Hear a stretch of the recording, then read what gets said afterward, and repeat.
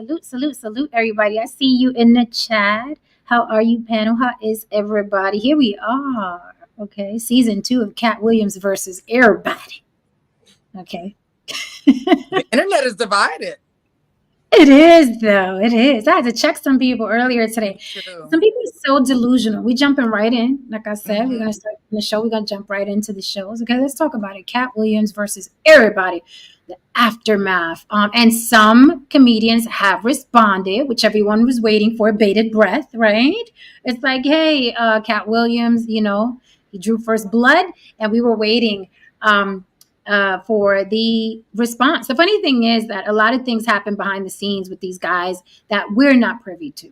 Okay. So it makes me laugh when people are like, oh, why did he bring up Earthquake not being able to read? He said Earthquake was funny before. Here's the thing, things are nuanced, right? But when when you're small minded, you think because somebody calls somebody out that they deny their talent, right? Like Earthquake may be a good comedian. He may also be illiterate, and he may also not be, I'm sorry, Cat Williams' favorite person. Like things are nuanced.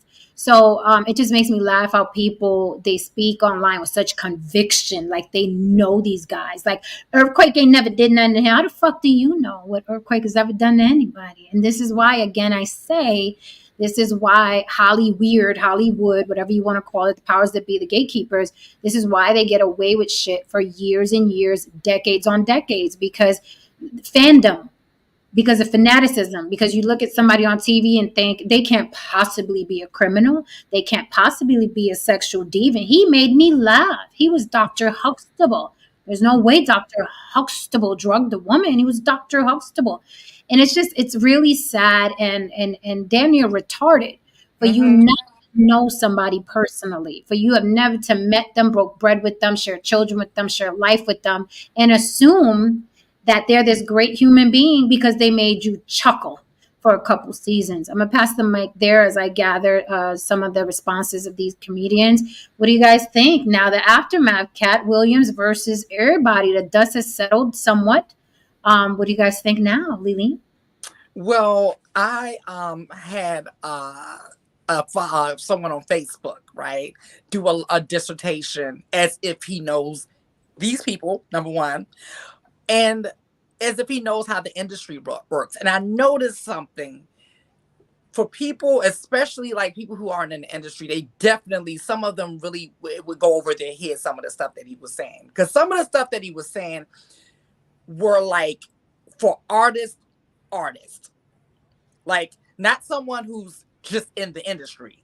I'm talking about a real true artist that are the type that are appreciated by other real artists. Like, so it was a lot of nuance in there, right? But the one thing that got me, and this is me and this guy, he kind of had an exchange, but he had to give up, okay, because he wasn't gonna win this one. He did the whole Cat's coming off bitter because he didn't get the opportunities as Kevin Hart. And I said, see, when you open your mouth like this tells you don't know shit about the industry. So let me go ahead and break it down for you people, because I'm pretty sure some of you all are probably thinking the same way. People in any industry, I don't care if it's no saints industry, I don't care if it's tech, I don't care if you're going to be a doctor or a police officer or whatever. There's a perception of that job prior to you getting in it. But then you go in it and you're like, oh, I want to be a nurse because I'm going to save these people, and I'm going to be a cop because I'm going back to my old neighborhood and clean it up. And then you get in there and you realize, you come in, you're like, hey guys, I'm ready to clean up and save the lives and stuff. And then, oh girl, that's not what we do here. Sit down. This is how the shit really go. Okay. So that's every industry, including this one. But this industry happens to be in your face all the time. So you just feel like you know these motherfuckers. You just feel like you know what's going on, right? But the thing is this. There's jobs that look good, that look aesthetically pleasing for you all, but don't pay shit. And then there's gigs that we take that you all never see that get paid way more. There are a lot of YouTubers at this point making way more than actors, okay? Like the ones you know. So people will look at one and think because one looks more prestigious. It's just like looking at somebody in a suit versus looking at somebody in a construction uniform, right? And assuming that this person is making more money. That's what they do in the industry because this job is shinier. They think that, oh, Kevin Hart is doing better than Cat. No, Cat has been able to make money, keep his integrity, keep his peace, keep his ass. So He did I'm say just his saying, asshole is intact. He did say it's that. That personally, as a man, I feel that's the most important point here. He was able to keep his cheeks sealed. yeah, Not if he dated me, because you know I'd crack him. exactly. Jim would have got him. Jim would have got him. You got old Attica, got Attica over here. Old Attica over here. That's your new name, Attica. That's your Right. Motherfucking what is it? What's the other one? Sing Sing. That's Sing Sing. The Sing Sing. Woo! Yeah, now it's a party. Really quickly, let me grab some. By the way, if you want to support the show, by all means, cash at me. Thank you, lady, who cash out to me. You know who you are. Thank you to I, everyone who cash apps me behind the behind the scenes, right? Again, I don't shout your names out unless you want me to call you out as a sponsor of the blog. But thank you for the watch your mics. What the fuck is that? Okay, so thank you very much for the cash apps, and also if you want to super chat me, feel free. I just want to grab really quickly so we can get this out the way. Moist. I'm gonna call you Moist. Moist Picard says the Cosby Show will forever be the greatest sitcom, and Bill Cosby is a legend. I disagree with the greatest sitcom. Yeah, he's a comedy legend. He's also a sexual deviant, and this is what I meant earlier when I said nuance. Right, nuance. Lots of things can be true about one person. You can like a comedian; he could also be a sexual deviant. How do you know? Because you don't know him, right? Also, I see a couple people saying Cat Williams was bitter. I challenge that.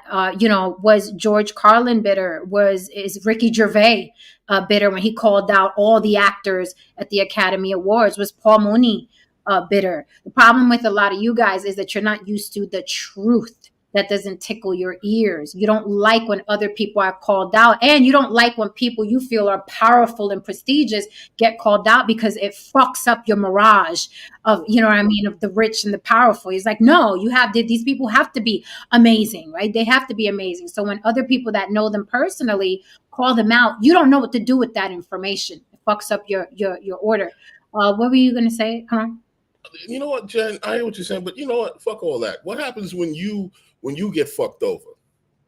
What happens when when regular people get fucked over and they blame their race and they said, oh, it's because I'm from this, it's because I'm from that. All of a sudden you can understand being fucked over. All of a sudden you can understand unfairness when it affects you.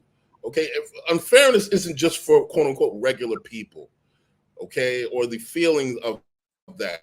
You know what I mean? Not everyone's allowed to speak up for themselves. Everyone's allowed to respond if they feel as if they're being shorthanded. It's not just for regular folk. Okay. A lot of times, that I see, when people who are in the entertainment business or when people are, in sports entertainment or whatever, it's as if they're not allowed to speak up for themselves. There's this idea that, oh, you should just shut up and dribble, or you just shut up and do your job, you just shut up and be an actor. And I'm like, no, if I have a gripe, I'm allowed to have a gripe. And my only thing is, I'll land a plane right here. My only thing is that it took y'all motherfuckers a long time to realize that Haddish and Kevin Hart weren't that motherfucking funny. After Kevin had made like hundreds of millions of fucking dollars, all of a sudden y'all woke up one morning like, you know what, he really ain't that funny. Oh, okay, well, after he's rich, you've realized that. Good for you. We've been trying to tell y'all that. Hold on a second. The Ville Studio says regular people think celebs should be happy they are rich because regular people secretly envy them. Josh W says, I'm not saying we all don't get bitter about something. I'm just pointing out they bitter. You don't know them personally. You don't know if they're bitter. It's kind of I'm sorry, it's a little ridiculous, right? It's just like everybody in the chat right now, everybody on the panel, everybody lurking. Hi, hit that like, lurkers. Everybody lurking has had somebody that they've not even done them wrong. Take that off the table, okay? Someone they don't fucking vibe with, someone that they don't like, and then they get with their friends, and they're like, "What do you think about that new employee? He's a bitch." That's what I think, right? Does that mean that person's bitter, or are they just pointing out that one's a bitch, that one's full of shit? But again, when celebrities do it, oh no, no, they're bitter. Cat Williams is on top of the fucking world. That man sat down for 2 hours and just threw out some throwaway statements and set the fucking internet ablaze. Okay. He is wealthy. He's so wealthy that he's incredibly generous with people that he doesn't have to be generous with. He adopted children. The man has a full life. So when you're saying he's bitter, you're only saying that. You know why? And I'm gonna land the plane right fucking here. The person that speaks up on other people, if you revere the person they're talking about more than the person speaking up, you automatically make the person that you care for less bitter. And that is because y'all are dick riders. That is because you celebrity worship. So let's say if Jay-Z has a beef with Papoose, and Papoose says, yeah, well, I'm just rock with me. If Papoose says something about Jay-Z, the first thing you're going to say is, he's bitter. Papoose is bitter. Like, there's no fucking possible way Jay-Z could be a dickhead. There's no way. Because why? Because Jay-Z has more money, and you ride his dick harder than you ride Papoose's dick. And that is how most of you think, right? And it's funny how women are usually pigeonholed to being groupies, but y'all are way bigger groupies. So you're going to choose Steve Harvey. You're going to choose Kevin Hart. You're going to choose Ricky Smiley over a Cat Williams because you feel like those guys are richer and they're shinier, and you want to be adjacent to success. That's all it is. Y'all are groupies. You have to admit you're groupies. That's half the battle. But that's really how you judge things. Which one is more famous? Which one is more famous? Which one do I like more? That's the one I'm going to go with. I'm going to choose this person. That person's bitter. And there's no way they could be telling the truth. They're just bitter. And that is how y'all think, because you always you want to go with the winner because y'all are groupies. No, Sam? Yeah, there's a couple of things. I think people sometimes hear things that aren't, that they remember things that they hear and then forget things that they don't want to hear, because I specifically remember him saying that Earthquake was illiterate, and then later on saying he's a funny guy. So he didn't say he wasn't funny. So when that person's saying, oh, he said he was, yeah, he did. He said he was funny on that podcast too. He just said he was illiterate. But from what Lily said, I totally agree with what she's saying. It's like the people put on screen you think are making a lot of money. There are people behind the scenes that are making even more money. The people that are writing for these people are making a lot of money. And I learned so much. Listen, I knew nothing. Cat Williams was always, he's a funny comedian to me. I had no idea about his background. I learned so much. I was so impressed with what he did at such a young age, the balls it took to do what he did at a young age, and how bright, and how he's probably a genius. I mean, he probably has a genius IQ, I'd imagine. And the reason that Cat Williams can come and do all this stuff is because he's not scared. He knows no matter what anybody does to him, he's going to be able to make money. He's not scared. And other people that get in positions, they're talented.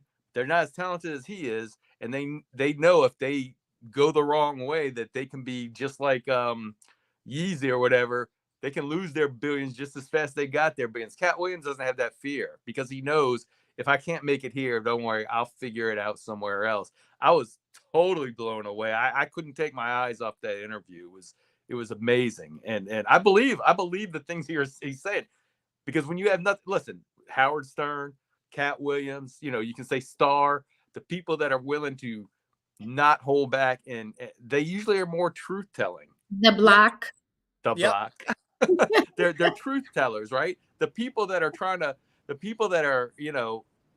riding the wave normally aren't telling, they're gonna lie to keep whatever they have. They're not, they're gonna toe the line. So yeah, I found it a very interesting interview. To answer your question, how our little moist Picard here is saying, how are we bigger groupies than you females? Because it is nature that a woman wants to be with a man of means. We are innately hypergamous. So when a woman sees a man that's successful and rich and wealthy, automatically, innately, we gravitate towards that. But why do you gravitate towards a man of means, right? That's why I say y'all are bigger groupies than women are, because women innately, we're supposed to be attracted to a man of means. But when a man does it, it just looks really bad, to the point where you can't even fucking fathom or discern. You have no discernment when you see a wealthy man. And that to me is mind boggling. You have no discernment. If a motherfucker is rich and shiny, he has to be the right one. And the one who has less money, or you deem has less money, has to be the wrong one. He has to be bitter. You have no discernment. And it's really right on par with women looking at men of means. It's right on par. It's right on par.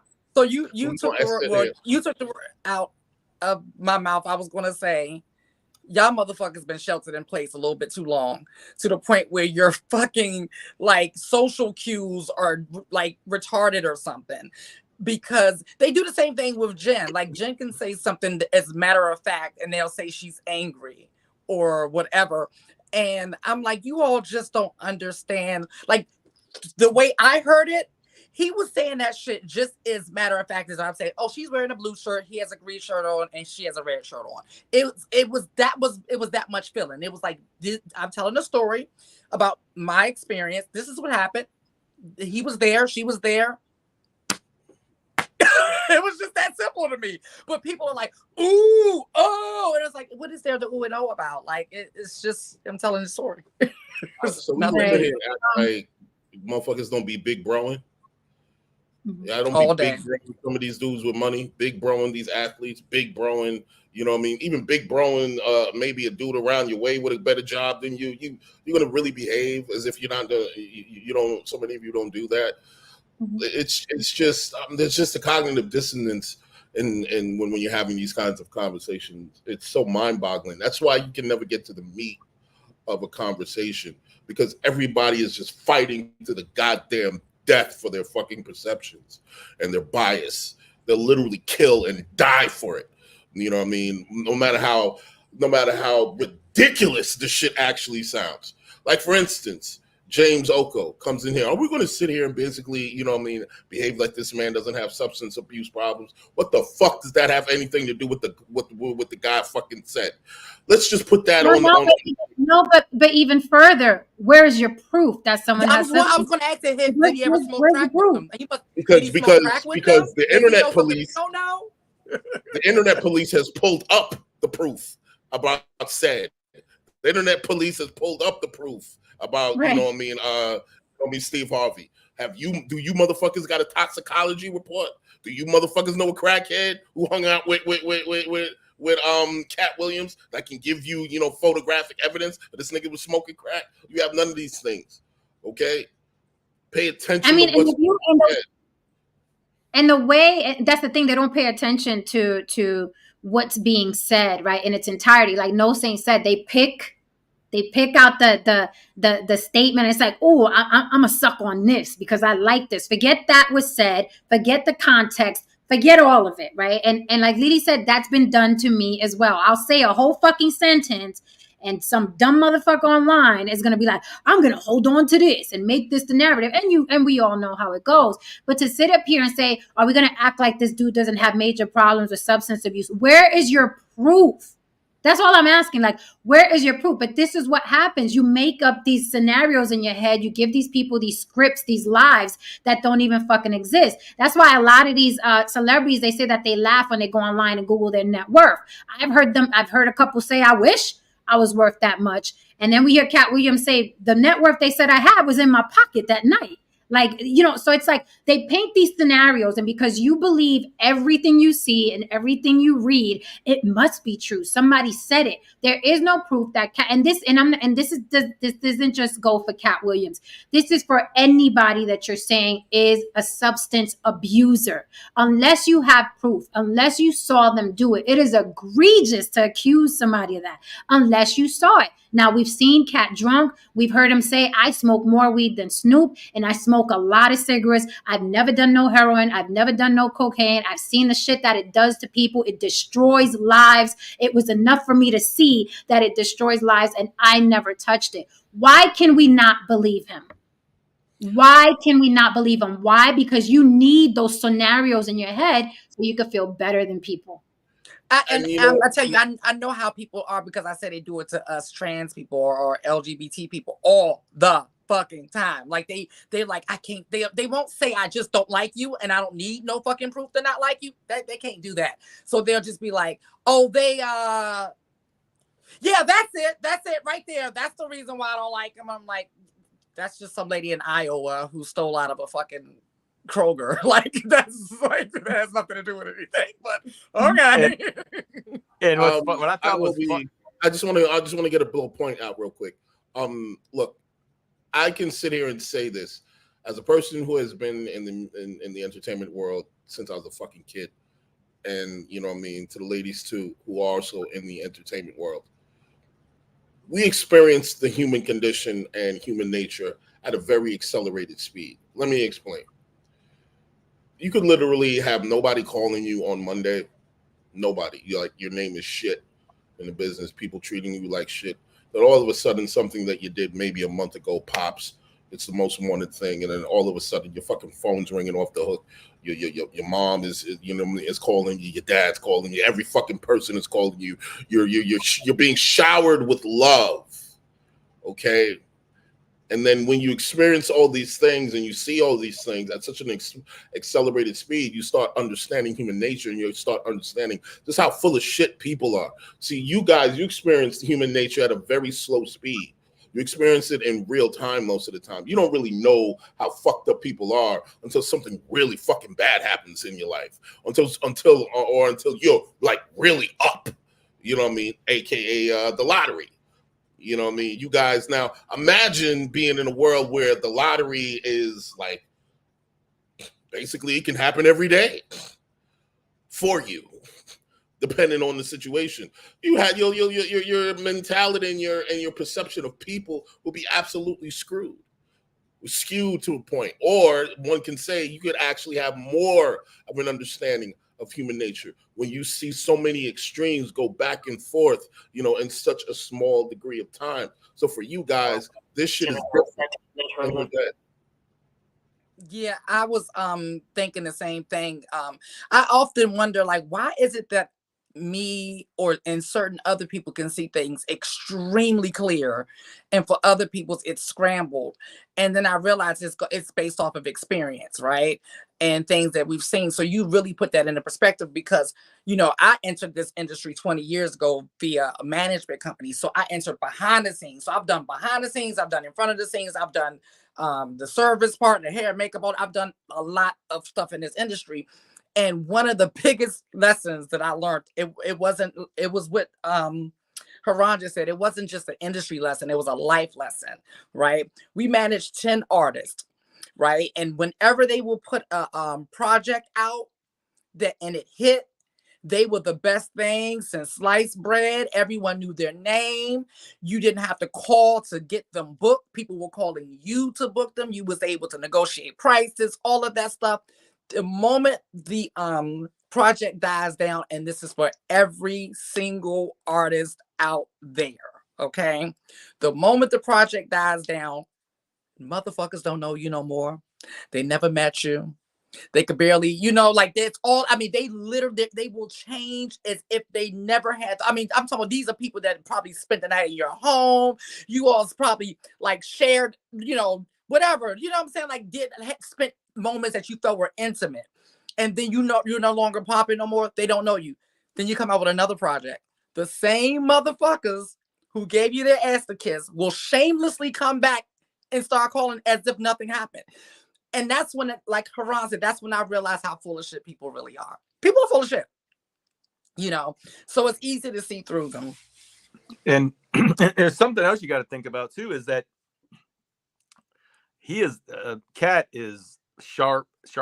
He's very, and you got to realize that if he's saying these things, he's opening himself up to lawsuits. I'm pretty sure he can back up all these things he's saying because he's been in the game long enough to know that if he's telling falsehoods that are ruining people's reputations, like say Earthquake, that if that weren't true, Earthquake could bring him to court, and say this, he could.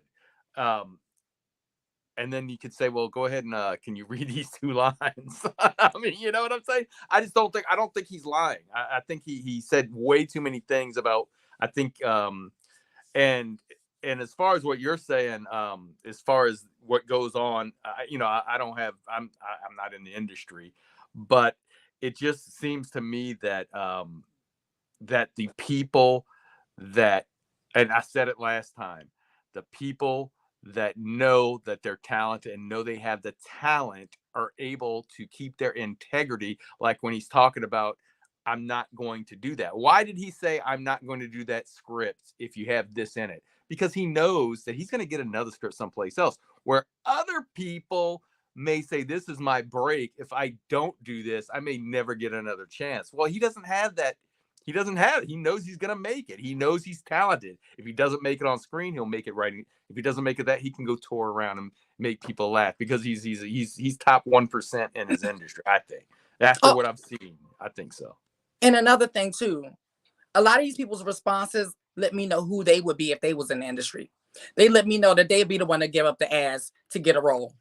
Because I said it yesterday, the people who get targeted to give up the ass and the cooch is the ones who thirst for the money and fame, who think that the money and the fame is the end all be all. They can smell you, right? These motherfuckers will give up their ass.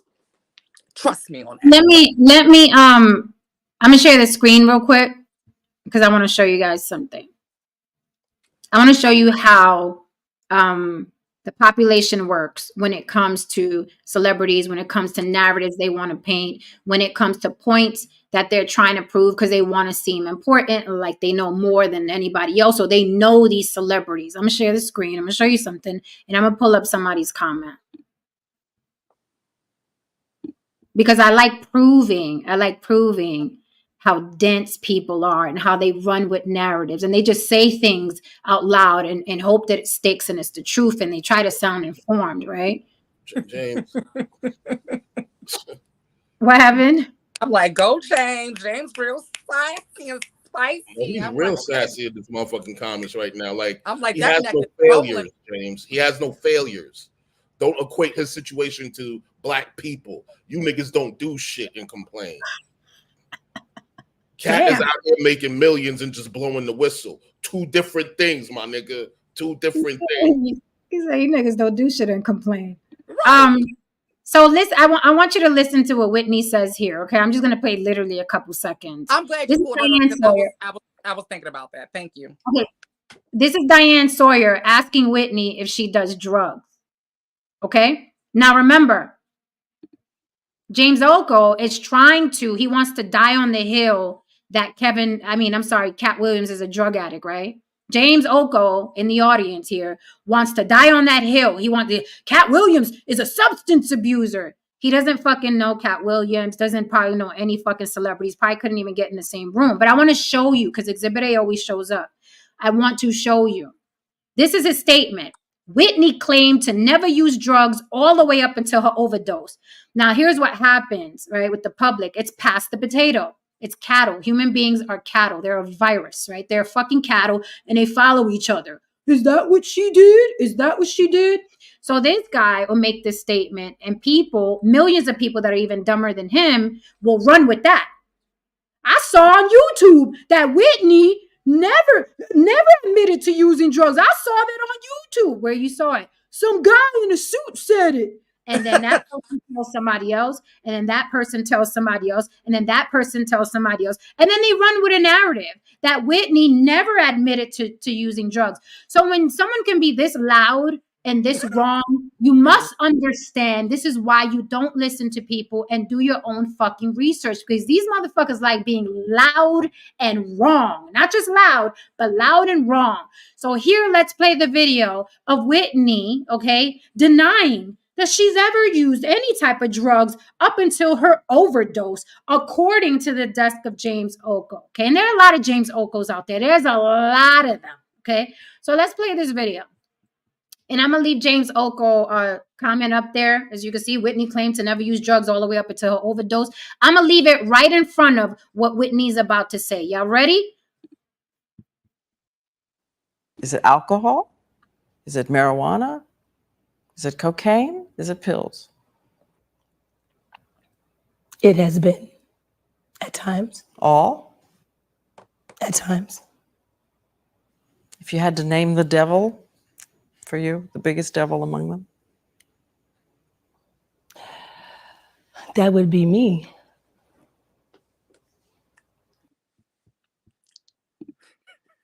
Okay, so moving on. This is why you can't listen to people barking from the sidelines. Was that This the is why. same?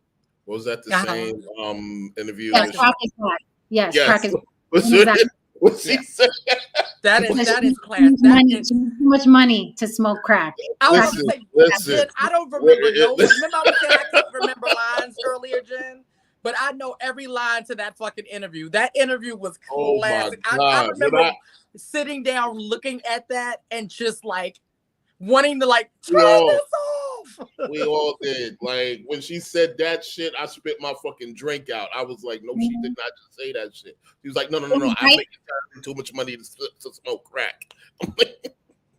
She said it right before she said that. And she said, is it pills? Is it alcohol? Is it what? She said all of them. All of them. Right? But I'm telling you, You still there?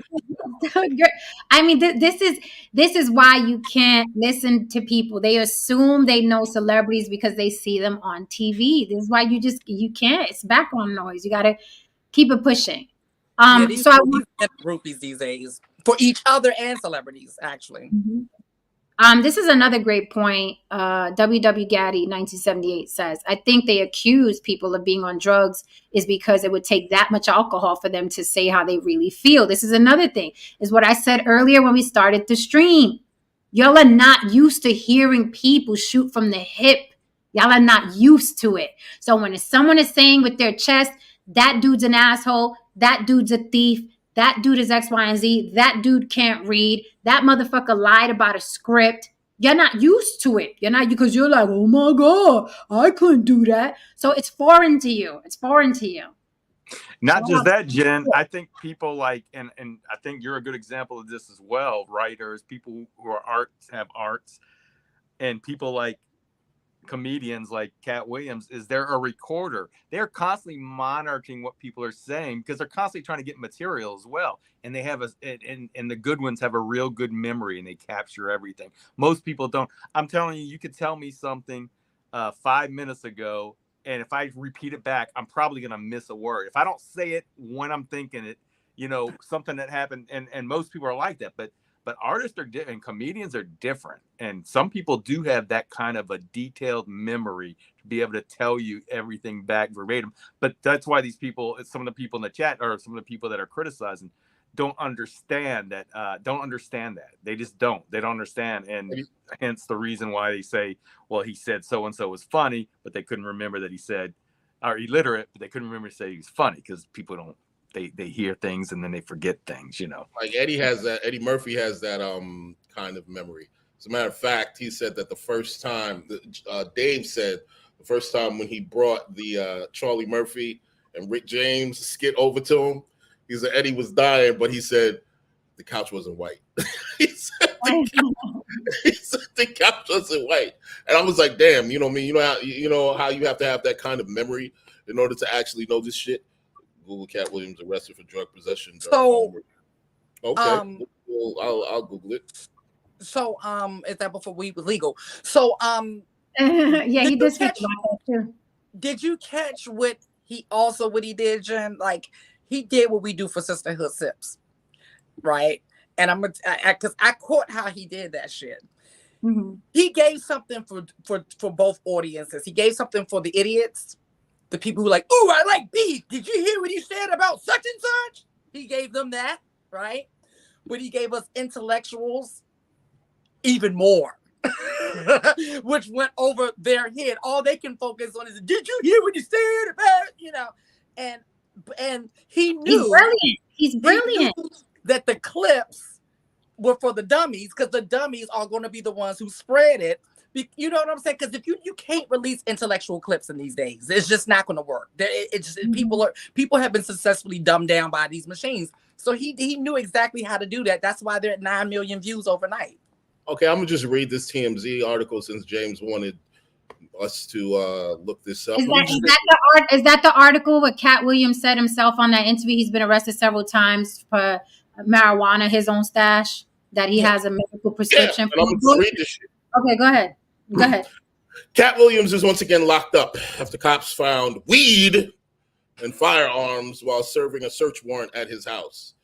The Hall County Sheriff's Office in Georgia say the warrant was part of an investigation into Cat that began on March 1st after one of Cat's bodyguards claimed he was beat with a baseball bat and choked after refusing to engage in criminal activity at Cat's behest. The bodyguard claimed Cat threatened to kill him, but said the assault was carried out by others in the group. When cops raided Cat's home Tuesday morning, they found several firearms and large quantities of marijuana. Cat was booked for aggravated assault, terroristic threats, and false imprisonment. Cops say they will also add the drug and weapons charges. His last brush with the law puts Cat's tally at 4 after allegedly holding 5 women at gunpoint, assaulting a pool store clerk, and becoming a battery suspect in LA, all within a week. I don't see heroin. I don't see cocaine. I don't see opium. I don't see any of those things. So, James Oko, once again, you have absolutely no fucking clue what you're talking about. You just continuously use a consistent nigga, though. I'll give you that, though, James. Consistent. I will say consistent. Well, Consistent. And I'm curious, are we in the time of reefer madness? I mean, marijuana. I mean, that's like in the 80s, kids thought that was he did marijuana. Who's not doing? It's legal in states. It's not even a big deal. And even if what James is saying, even if he was using, if he's substance abuse, that would be a problem. That's not to say he's a bad person. If he did have a substance abuse problem, he has a problem, right? They just looking for something. Doesn't make him a liar. They're looking for something because they need him to be wrong. Yeah, but let's not address him anymore unless he's coming up here because he's wasting our time and we don't have a lot of time tonight. We're done with James for the night unless he wants to come up or super chat. So moving on, I do want to get into, before we are out of here, I do want to get into some of the responses because tonight is the aftermath of Cat Williams versus everybody. So let's see what these comedians had to say because we were all waiting for responses. Now, they all haven't responded. Steve Harvey hasn't. Tyler Perry hasn't. I think Gary Owens did. A couple of people have responded that were named. This is going to take some time because he named a lot of people. This was a mass shooting, as one of my close friends said. This was a mass shooting, a comedy. So there's a lot of people we're going to be waiting for to respond, right? So let's look at what some of the comedians have responded.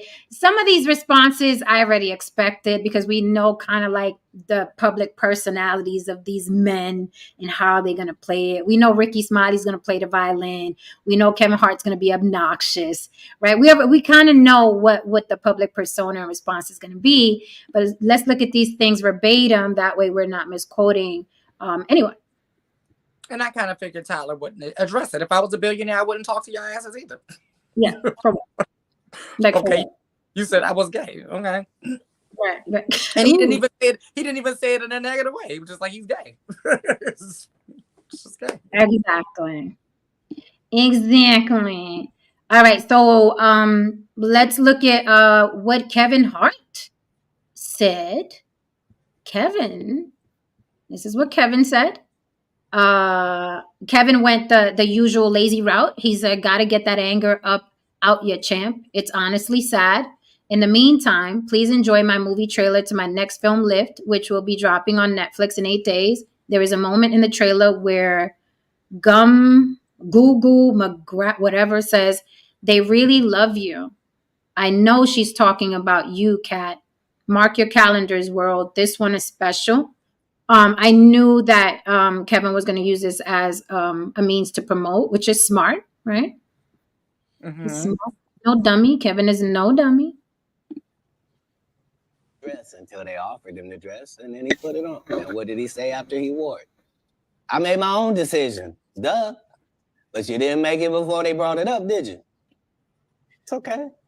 All right. For a 5-year period, every single movie that Kevin Hart did was a movie that had been on my desk. That all I had said was, just can we take some of this step and fetch it shit out? And then I can do it. Like, it don't need to be overtly homosexual because I'm not homosexual, right? It doesn't need that to be funny, right?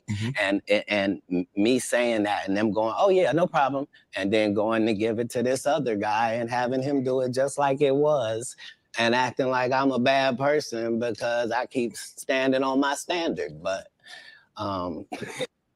so again, I want to ask, I got some smart people in here and in the chat and some lurking. Again, I want to ask, what sounds bitter about that? If he got the script first, it's not like he's getting passed up for roles here. He got the script first. And what do studios do, right? You go after the person you want first. And then it trickles down to whatever. It's like a song that Sia wrote. Diamonds, I think, was supposed to go to Beyonce. Right? Shine bright like a diamond. It was supposed to go to Beyonce. She didn't want it. To give it to Rihanna. The shit fucking blew up, right? This is what happens in show business. So those scripts were on Cat Williams' desk first. He was like, I don't really want to do the step and fetch it. I don't want to play like I'm homosexual like this. I'm a pass on that. They gave it to Kevin. Every role isn't for everybody, right? And it's not a good thing or a bad thing. It's just, I don't want to play this role, right? If you're in any type of, in this business in any way, whether it's acting, singing, modeling, or whatever, yes, we are presented with projects. Lily, I told you my story. You are presented with projects, and it's like, this line right here. Is there any way we can switch it a little bit? I'll still give you what you want. I'll still give you the character, but can we switch it a little bit? Now, some studios, some writers are like, you know what? Absolutely. Yes. Change that. However, there are others that are like, no, we need this character in a dress and we need him to be gay we need that message. We need that reason, or this character must be gay in order for the funny to happen. Right. Some give you a break. Some don't. They gave it to Kevin. Kevin was like, I'll do it. They gave it to Martin Lawrence. He was, I'll do it, right? It doesn't make it good or bad, and it doesn't make Cat Williams bitter. It just makes him someone who passed on a project and is now telling you, right? He passed on a project. The movie Titanic, you can Google how many actors declined the role of Jack. Or every role. Like, there's a lot of roles that are like that. Now, Titanic blew up, $1 billion movie. And there are actors that was like, fuck, that shit was on my desk. And I said no. So what's the difference between those actors saying I could have been that dude in the Titanic and Cat Williams saying I could have been that dude Kevin played? So don't get it twisted. And I think Cat is doing something that Babyface did, right? When Babyface got into that beef with Anita Baker tried to make him sound like the Help. Okay? Like, who is he? Blah, blah. So then Babyface said, okay, I'm off your tour. I'm going to go back and do a solo tour. And I went to see that concert on the screen. This is what Babyface did. And I was like, well played. On the screen, every time before Babyface came out to perform, they started throwing up on a big jumbotron his accolades, his awards, the top Billboard list, how many records sold, while he's singing in the background. So this is just another version of, motherfucker, don't forget who I am, just because I don't talk about it. And I think that's what Cat Williams was doing, essentially, with this interview. Don't forget who I am. All that shit y'all see them running around doing was on my desk. Don't get it twisted. I pick and choose how I want to live. And it's his right. And it's his right. So I think he's the opposite of bitter. I think he's very centered. I think he's very centered. Very. Now you're gonna bring up, oh, well, one time he did that. What this fucking industry is frustrating. I could punch somebody in the face and do a movie the next day, and you can be like, oh, look, she's out of her mind. No, that motherfucker got on my nerves, and I'm still a human being at the end of the day. Look, and I can't disrespect it. Well, overall, I believe I was telling you, Jay, in order for these people to really understand and respect what you do, you have to constantly keep your foot on their fucking necks and basically stand and say, I'm that nigga. That's the only way they really understand and respect you. Because look how all these people are behaving. You're behaving this way because their celebrity is bigger than Cat Williams. But don't get it twisted. Their artistry isn't. There's a difference between artistry and celebrity. A lot of you motherfuckers love celebrities, but you don't really love artistry. I And just that's what want to add. Doja Cat really quickly knows it. That's what Doja Cat said to her fans. She was like, I don't give a fuck about none of y'all following me because you don't give a fuck about the music. Doja Cat said the same thing. Absolutely. And I just want to add, this is really, it can be really confusing when all you hear in the chat on other channels are how black people are put in dresses, black people are made to be gay in the movie industry, and the small hats are doing it to us. And then you have a guy that stands up and says, I'm not going to do it. And now they're attacking him. It's bizarre. So what is it? Damned if you do and damned if you don't. If they put you in a dress, look at that agenda. You trying to make our kids gay. If you refuse to get put in a dress, you just bitter that Kevin Wynn put a dress on. He should be the guy that's being held up. Well, I'm not going to do that. And he should be looked at as an example. But no, now he's being attacked because he's bitter. And that's just exactly one thing what I heard. You know what I mean from it, because I'm saying he's basically telling y'all I wasn't willing to spread my butt cheeks, and y'all motherfuckers over here like, well, what's wrong with you, nigga? Yeah, and as far as what he said, Jen, you talked about it earlier about his net worth and how he has that pocket change. As soon as he said that, I went and looked, and 100%. I looked. It says he's worth $2 million. I was like, holy cow, that dude is worth. I don't know what he's worth, but I know it ain't $2 million. I know it's well north of that. He's doing a tour right now. He's coming to New Orleans in March. He pulls way too much to only be worth $2 million fucking dollars. Yes. So here's I got another little exhibit, right? He accused Cedric the Entertainer with receipts that Cedric steals jokes, right? Now he's bitter. Well, let's roll the tape and you decide. Now, even watching this, I had to ask some people that I know, was Cedric the Entertainer a writer on this show, right? Because I'm trying to give him the benefit of the doubt. I'm just looking at all the evidence coming in, and I was like, well, maybe Cedric used this joke in his stand-up because maybe he was possibly a writer for the show they're saying he stole it from. Now, remember, Cat Williams said that he stole his joke, and there's receipts because there's the year that Cat Williams told the joke, and then the year said used it. So, you know what I mean? There was proof. So let's just see if said borrowed some shit. He gonna walk up and introduce himself, Chad Johnson, man. Everybody call me Bombanish, man. Everybody around here call me Bombanish is fine. You call me that. Don't even worry about it. Everybody call me Bombanish. Everybody call you Bombanish. Yeah, everybody in the whole city call me Bombanish. Don't even worry about it. It's fine. You call me that. Don't even worry about it. Bombanish, this is what everybody call. Yeah, everybody call me that, man. Don't worry about it. I'm like, all right. So all week long, my ass talking about Bombanish. What up, boy? Hey, Bombanish, you gonna run around, come over and watch the game with us later on? Hey, Bombanish, run to the store, grab some beer, come on back. My cousin said, what you calling him?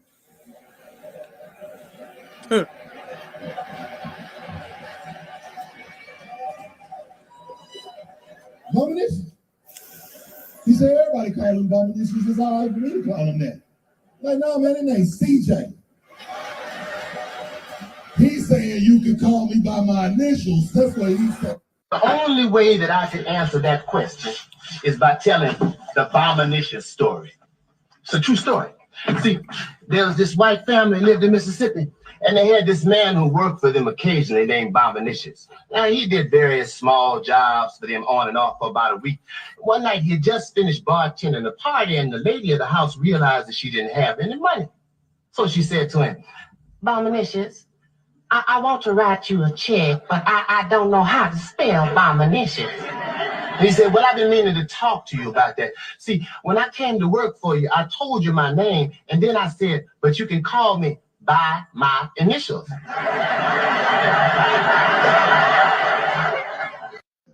He gonna walk up and introduce himself, Chad Johnson, man. Everybody around here call me Bombanish, no. Everybody around here call me Bombanish, it's fine. You call me that. Okay, so that's just one video that surfaced of Said the Entertainer doing someone else's material. Now, when Said the Entertainer responded to Cat Williams, basically he was saying, tried the whole, oh, you bitter thing. And then he said, you can't diminish me to one joke. But he never said, I never stole your joke. What he said was, you can't diminish me to one joke. I have a whole career. So in other words, I took one little joke from you. I'm still said the entertainer, though. Is basically the interpretation for that. You can't diminish me to one joke. So then that sounds to me, you're not denying it. So what you're saying is, yeah, I may have stolen a joke, but that you can't equate my entire career to one fucking joke, right? So, I have let's see what Ricky Smiley said. I'm listening to this in real time with you guys because I don't know what he said yet. But I know he was saying something about his kids felt bad about what Oh, he had said. he And I'm used telling the you, kid trump card. yeah, Okay. yeah. I mean, these guys ain't no dummies. Comedians ain't no dummies now. You ain't never said they were I dumb. love it. I love They it. sneaky. They sneaky. They ain't dumb. The kid trump card. I love it. Yes, ma'am. I don't like the way that made my kids feel. And that's why I'm not gonna, go after him because he has kids and family members and nieces and nephews also, and it hurts our family members and people that do love us when we say hurtful things about each other. So we want to wish Cat Williams the best or whatever. It ain't nothing but love over here just because we don't agree. Arnez J and I had beef for about 20 years, and I end up sitting next to him on a plane. And when I saw him, I couldn't do nothing but grab him and hug him. And we text each other all day on Christmas Day. It feel like we trying to make up for lost time. Two talented people that actually love each other. And Special K Cat Williams got some comedy dates. I don't like the way that made my kids feel. And that's why I'm not gonna, go. Okay, so again, let's fast forward a little bit to Steve Harvey real quick, right? Because he also named Steve Harvey, as far as joke stealing and things like that, right? Because remember, they keep saying that Cat Williams is pulling this out of his ass. These things aren't true, and he's just bitter, right? So we just pulling up a couple receipts. He's just bitter. He's just pulling this out of his ass. We don't know why he's saying these awful things about these wonderful people, right? We're just examining right now. We're the jury. We're just examining the evidence. That's all. That's all.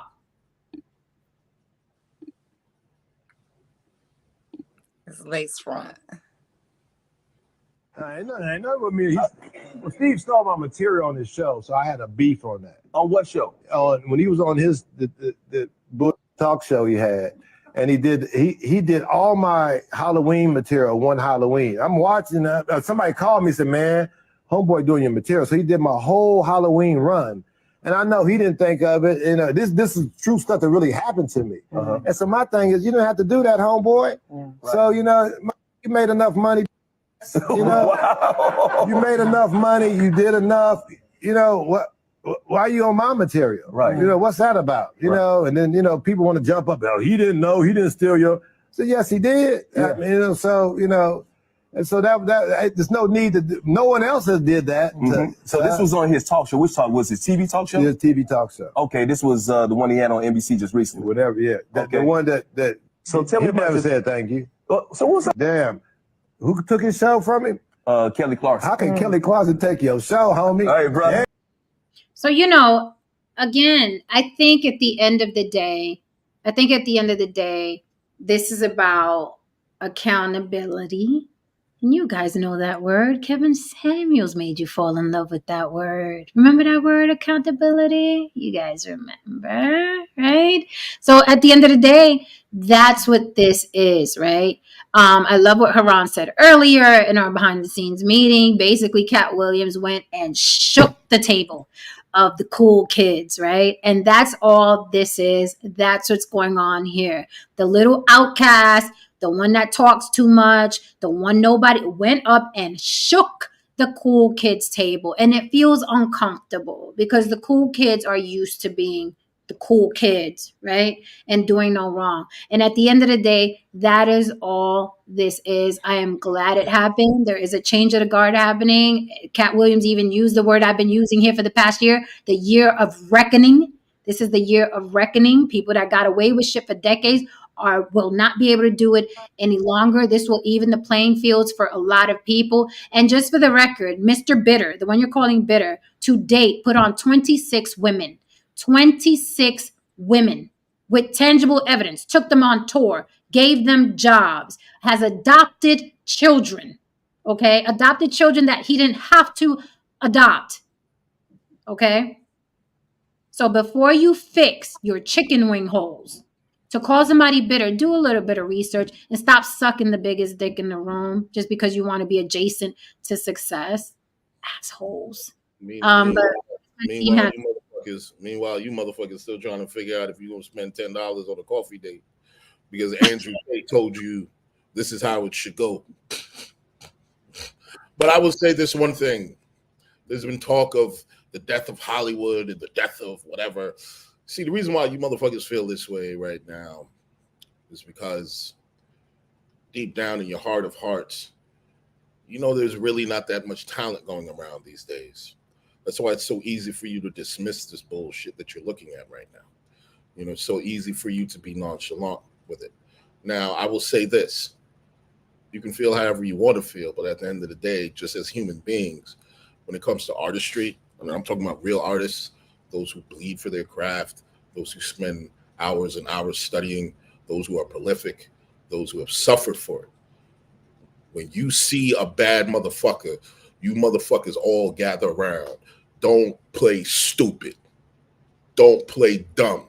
As a matter of fact, I just caught on the internet the first fucking post interview Jonathan Majors is about to have is going to happen on Monday, and I guarantee you that shit is going to set the internet on fucking fire. Because why? Because why? That's what? He's going to have a post interview. I just saw it. I'm going to send it to the group. Monday, it's going to go down. And that shit is going to send the internet on fire. Why? Because that's a bad motherfucker. People move fast. Whole situation ain't even like, it's not even an OJ level of a fucking court situation. It was literally a bullshit misdemeanor. Okay? It was a regular couple's argument. Somebody took somebody's fucking, phone and somebody punched someone in the eye. It's a regular fucking Bronx argument. It's a Wednesday in the Bronx, essentially. So check it out, man. Motherfuckers are going to be circled around with bated breath because you know this is a bad motherfucker and he had the world at his feet and he was about to pop. And you want to see what this dude is about to say, man. What do you think, Lily No Saint, on our Cat Williams aftermath? This the response from this was very predictable. People are predictable. It's just another example of human behavior and where we're at, the idiocracy that we're at. People's brain cells have thoroughly been fried at this point. Put the phones down, you all. Go outside, look at the sun, take a walk, take a deep breath, because y'all are fucking frying. So that's my advice. I think that Cat Williams gave us a lot of good tea. A lot of people want to hear what goes, or they think they know what goes on behind scenes. He came out and told you what's going on in his experience, what goes on behind scenes. Not just that, we get fooled, and many of us are guilty when it comes to. I'll just put it like especially when I was younger, man. Athletes could do no wrong, right? And you don't think that these people they got PR people.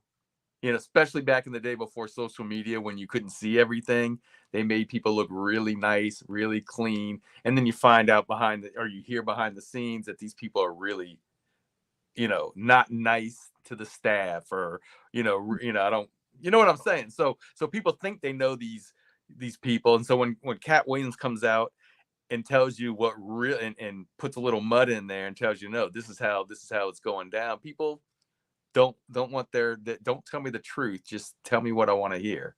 And that's how people Also, for all the people who, and this is, this is very small majority of people, but for the people who really want to learn some shit, Cat Williams dropped a lot of jewels. He is brilliant. His very high IQ, very brilliant since he was a child. Here's what you missed, what nobody's spreading, what nobody's using as sound bites, what nobody's using as captions. He praised D.L. Hughley. He praised Bernie Mac. He praised the greats. He praised the women in comedy. He spoke about the women that he takes on tour with him because nobody gives him a shot. He talked about how, people talking about how men and women would be doing these little club shows, and he knew that they left blood on that stage with their best set, and he handed them money via somebody else. Because he said he knows how it feels to put your craft on stage and you going home and you ain't got no fucking money. And he tricked off money to them without even knowing these people. No one's going to use that as a soundbite. No one's going to caption their video like that because you guys like the chaos. You like the chaos. No one's spreading that he was big and just hilarious and DC Young Fly and all them young up and coming comedians, which is something that a lot of you icons don't do. A lot of your icons don't do because they're afraid of somebody taking their golden egg. Okay, they don't even look down. And here we have Cat Williams doing a whole lot of shit, a whole lot of generosity, and he doesn't have to. He doesn't have to. So that's a long list of things that he did on that show with Shannon Sharpe for 2 hours and 46 minutes that none of you give a fuck about because you like to demonize and villainize people who are successful. And Cat Williams is very, very much successful. Salute to that man. I am now a fan. I've always liked his work, but now I'm a fan of the human being. And that's important to me. So with that said, guys, it's going to be short and sweet tonight. Fall back for 2 seconds and hit that like and subscribe on your way out. Don't forget, you can cash at me. And if you're watching, you cash at me. You know who you are. Thank you. Salute to you. You ain't got to give me your money, but you do. And I appreciate it. It helps mama keep the street lights on the block. This costs money. Believe it or not, this costs money. So thank you for that from the bottom of my heart. Thank you. Thank you, chat, for holding me down and throwing shit in there. Sorry, James, you caught a lot of shrapnel, but you're always up here talking shit. So, all right. With that said, wait, let me ban this bitch right quick. Get him the fuck out. Okay. I'm like, it's put her out of motherfucking misery, bitch. Yeah, we gotta put them out their misery.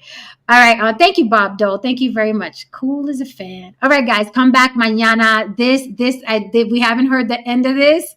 We're still waiting for some responses for some comedians. So we will be in our little watchtowers.